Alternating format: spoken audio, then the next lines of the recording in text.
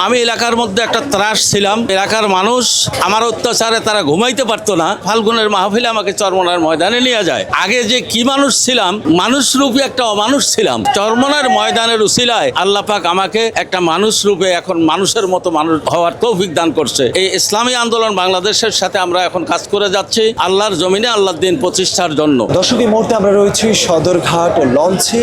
আজ কিন্তু চরমনায়ের বাৎসরিক যে মাহফিল, সে মাহফিলের উদ্দেশ্যে রওনা হয়েছে সদরঘাট থেকে লাখো লাখো মানুষ।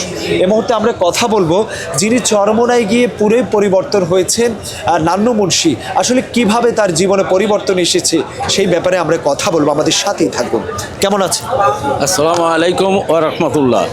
আলহামদুলিল্লাহ, আল্লাহ পাক ভালো রাখছে এবং ভালো আছি। আচ্ছা, আমরা জানি যে আপনি এক সময় আপনার বড় বড় গোঁফ ছিল এবং প্যান্ট শার্ট পরে ঘুরতেন এবং রাজনীতি করতেন। তো আসলে মূলত কিভাবে আপনার জীবনে পরিবর্তন হয়েছে সেই ব্যাপারে একটু বলবেন। আমি আমার জীবনের শুরুর থেকে আমি ভালো মানুষ ছিলাম না, ভালো পথে চলতাম না।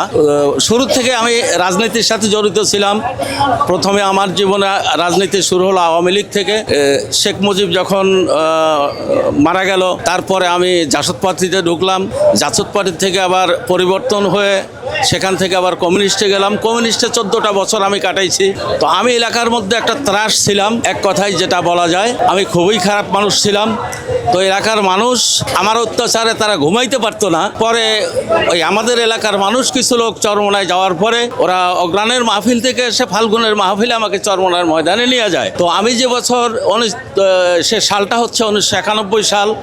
সে সময় আমাদের মরহুম পীর সাহেব ফজলুল করিম রহমাতুল্লাহ আলাইহি, উনি তখন জীবিত ছিলেন। তা আমি 1991 সালে চরমনার ময়দানে যাওয়ার পরে ইনশাল্লাহ ওই মাহফিল থেকেই আমার একটা জীবনের পরিবর্তন আসে। তো এই 3 দিন 3.5 দিনের মধ্যে আমি আগে যে কি মানুষ ছিলাম, তো মানুষ রূপী একটা অমানুষ ছিলাম। তো সেখান থেকে চরমনার ময়দানের উসিলায় আল্লাহ পাক আমাকে একটা মানুষ রূপে এখন মানুষের মতো মানুষ হওয়ার তৌফিক দান করছে। এটা শুধু একমাত্র চরমনায় ময়দানে যাওয়ার উসিলায়। সেখান থেকে এই চরমনার ময়দানে যাওয়ার পরে সেখানে এই চরমনার ময়দানে যে একটা রাজনীতি একটা দল আছে, ইসলামী আন্দোলন বাংলাদেশ। পূর্বে ছিল ইসলামী শাসনতন্ত্র আন্দোলন, এরপরে ইসলামী আন্দোলন বাংলাদেশ। এই ইসলামী আন্দোলন বাংলাদেশের সাথে আমরা এখন কাজ করে যাচ্ছি আল্লাহর জমিনে আল্লাহর দিন প্রতিষ্ঠার জন্য। আমরা এই এখন আজকে ফাল্গুনের মাহফিল 2026 চরমনার ময়দানে আমরা রওনা দিচ্ছি। এখন সদরঘাটে আছি, সুরভি 7 লঞ্চে আমরা চরমনার ময়দানে সবাই যাচ্ছি ইনশাআল্লাহ। আমি আশা করি, আল্লাহর কাছে